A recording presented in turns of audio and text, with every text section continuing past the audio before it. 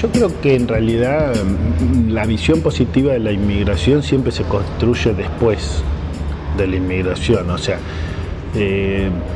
sea, Sarmiento y Alberdi tenían una visión positiva de la inmigración antes de que llegaran. Pero cuando llegaron no eran los que ellos querían que llegaran. O sea, ellos querían que vinieran los obreros de Manchester o de las zonas industriales francesas o alemanas, y los que vinieron fueron los italianos más pobres del sur o los españoles de las zonas más pobres. Y entonces ellos y la élite argentina se desilusionó con la inmigración.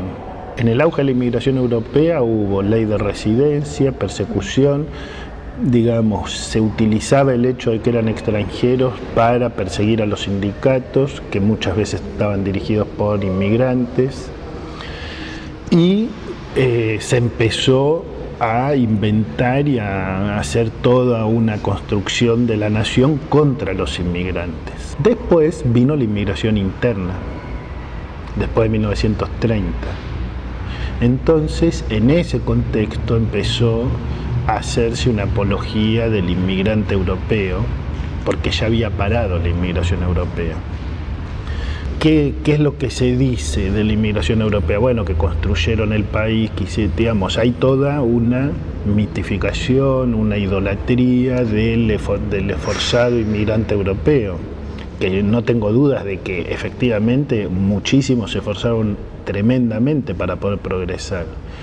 Pero eso no se hizo nunca con los inmigrantes santiagueños. Los inmigrantes del interior del país también son inmigrantes. Los correntinos, los catamarqueños, todo eso en general sufrió muchos estereotipos. Y desde el principio, en esa misma época de la inmigración europea, había inmigrantes bolivianos y paraguayos que tampoco integraron un relato. O sea, yo creo que en el mejor de los casos hay una visión utilitarista.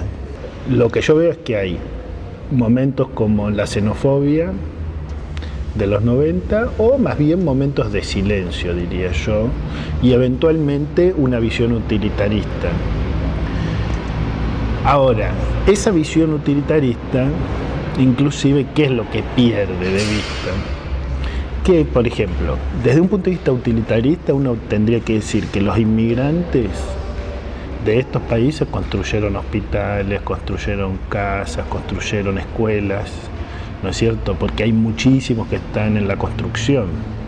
Que las clases medias que los estigmatizan muchas veces han tenido empleadas domésticas paraguayas, y sin esas empleadas domésticas no hubieran podido criar a sus hijos de la manera que los criaron, ¿no?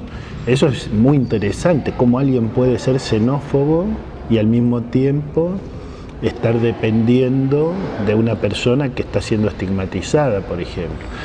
A fines de la década del 90, muchos inmigrantes de Jujuy, en otros lugares del país, por ejemplo en Córdoba, pero también en Buenos Aires o en otros lugares, o incluso migrantes de Salta, escuchaban las radios bolivianas, iban a las bailantas bolivianas.